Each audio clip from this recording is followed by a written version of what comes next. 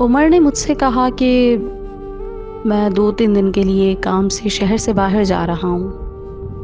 ہو سکتا ہے کہ ہفتہ بھی لگ جائے۔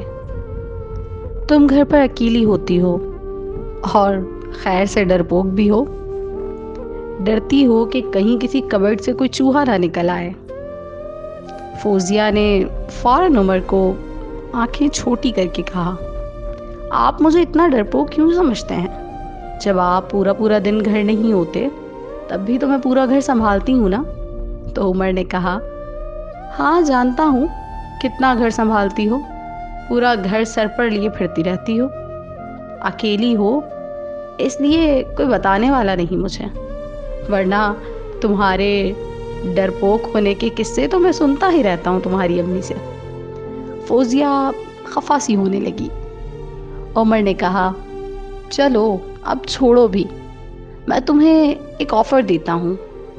میں جتنے دن کے لیے شہر سے باہر جا رہا ہوں، تم ایسا کرو اتنے دن کے لیے اپنی امی کے پاس چلی جاؤ اور وہاں رک لینا۔ فوزیہ فوراً خوش ہو گئی، جیسے وہ ہمیشہ ایک چھوٹی سی بات پر خوش ہو جایا کرتی تھی۔ اس نے عمر سے کہا، آپ سچ بول رہے ہیں نا؟ کہیں ایسا نہ ہو کہ آپ پھر مکر جائیں۔ تو عمر نے کہا کہ کبھی پہلے ایسا ہوا کہ میں نے کچھ کہا ہو اور پھر ٹال دیا ہو؟ فوزیہ خوش ہو گئی، جلدی جلدی اپنے کپڑے پیک کرنے لگی اور خوشی خوشی امی کے گھر جانے کی تیاری کرنے لگی۔ اس نے کپڑے پیک کیے۔ عمر جب نکل رہا تھا تو اس نے کہا کہ آؤ تمہیں بھی ابھی چھوڑ دیتا ہوں۔ فوزیہ بھی خوشی خوشی گاڑی میں بیٹھ گئی۔ عمر اسے کہنے لگا کہ فوزیہ دیکھو اپنا خیال رکھنا، ایسا نہ ہو امی کے گھر جا کر تم اپنا خیال نہ رکھو۔ ویسے تو تمہاری امی بہت خیال رکھتی ہیں، لیکن پھر بھی تم میری بیوی ہو، میرا فرض بنتا ہے کہ میں تم سے کہوں کہ تم اپنا خیال رکھنا۔ فوزیہ ہنستے کہتے کہنے لگی کہ ہاں ہاں ٹھیک ہے، بس آپ جلدی آئیے گا، میرا دل نہیں لگتا آپ کے بغیر۔ عمر نے ہنستے ہوئے کہا کہ ہاں ہاں جانتا ہوں کتنا دل نہیں لگتا، امی کے جاؤ گی تو مجھے فون تک نہیں کرو گی، بلکہ اگر میں تمہیں فون کروں تو تم میری کال ریسیو نہیں کرو گی اور کہو گی کہ میں ذرا مصروف تھی امی سے باتوں میں۔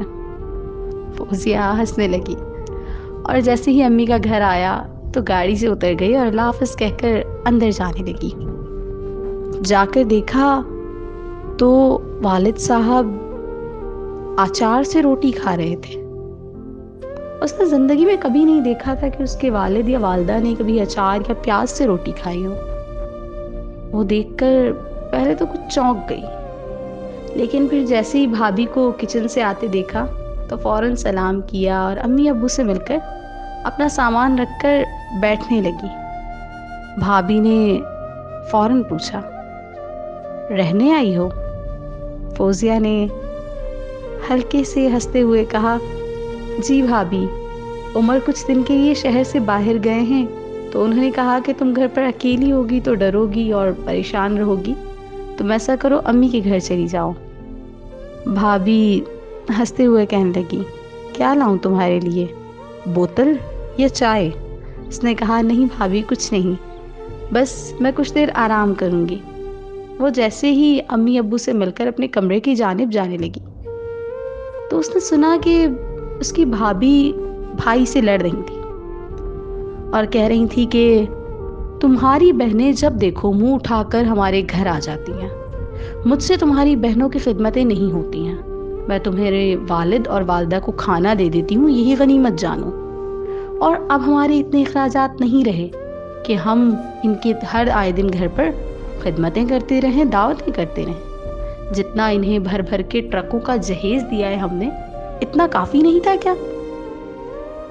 فوزیہ کا بھائی تھوڑا غصے کا تیز تھا۔ اس نے اپنی بیوی سے کہا، یہ تم کس لہجے میں بات کر رہی ہو اور یہ کیا بات کہہ رہی ہو تم میری بہنوں کے لیے؟ اس نے کہا، میں ٹھیک کہہ رہی ہوں، اب کی بار اگر تمہاری بہنیں آئیں گی تو میں اپنی امی کے گھر چلی جاؤں گی۔ فوزیہ کا بھائی بھی کچھ خاموش ہو گیا، کیونکہ مالی حالات کچھ ٹھیک نہیں چل رہے تھے اور فوزیہ نے یہ ساری باتیں سن لی۔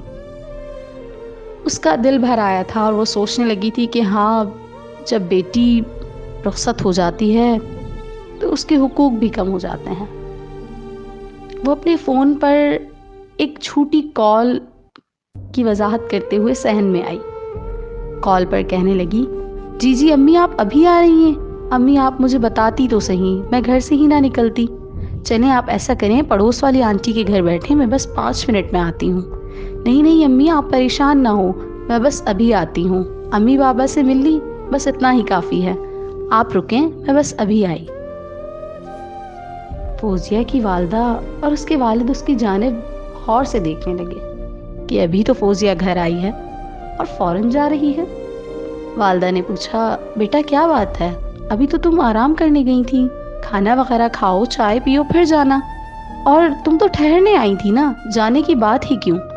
فوزیہ نے کہا، ارے امی نہیں، ایسی بات نہیں، اصل میں عمر کی امی گاؤں سے آ رہی ہیں، مجھے اندازہ نہیں تھا کہ وہ اتنی جلدی آ جائیں گی، لیکن ابھی ان کا فون آیا تو بس مجھے ابھی نکلنا ہوگا۔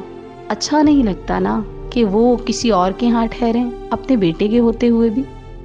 اس کی والدہ نے مثبت طرح سر ہلایا۔ ہاں، وہ تھوڑی خاموش ہو گئی تھیں، شاید وہ بھانپ چکی تھیں کہ ان کی بیٹی اب سمجھدار ہو گئی ہے اور ہر ایک کا لہجہ، ہر ایک کی بات کو سمجھنے لگی ہے۔ وہ خاموش ہوئی تو فوزیہ نے جلدی سے اپنا سامان اٹھایا اور اللہ حافظ کہہ کر امی بابا سے اور بھابھی سے مل کر جانے لگی۔ بھائی سے کہا، اپنا خیال رکھا کریں بھائی، میں آتی رہوں گی آپ سے ملنے، اور پھر چلی گئی۔ اس کی نم آنکھیں بتا رہی تھیں کہ کچھ ہی دیر میں وہ پھوٹ پھوٹ کر رونے والی ہے۔ وہ جیسے ہی گھر پہنچی تو وہاں کوئی نہ تھا۔ اس نے اپنے لیے کھانا بنایا اور چائے بنائی۔ کھانا کھانے لگی تو اسے نمک تیز لگا، لیکن اسے اندازہ نہیں تھا کہ وہ نمک اس کے حلق میں اترنے والے آنسوؤں کا ہے، جو وہ آنسو لوگوں کے سامنے نہیں نکال پائی یا اپنے گھر والوں کے سامنے نہیں نکال پائی، وہ آنسو اس نے اپنے حلق میں اتار لیے۔ بس بیٹیاں اتنا ہی سفر لاتی ہیں اپنا، چاہے پھر وہ والدین کے گھر پر ہو یا پھر سسرال میں۔ بیٹیوں کا یہی نصیب ہوتا ہے، وہ وقت کے ساتھ ساتھ ہر ایک سے جدا ہو جاتی ہیں، پھر چاہے وہ سسرال ہو یا پھر والدین کا گھر۔ اور جب وہ رخصت ہو جاتی ہیں تو یوں کہہ لیں کہ وہ اپنے سارے حق چھوڑ دیتی ہیں۔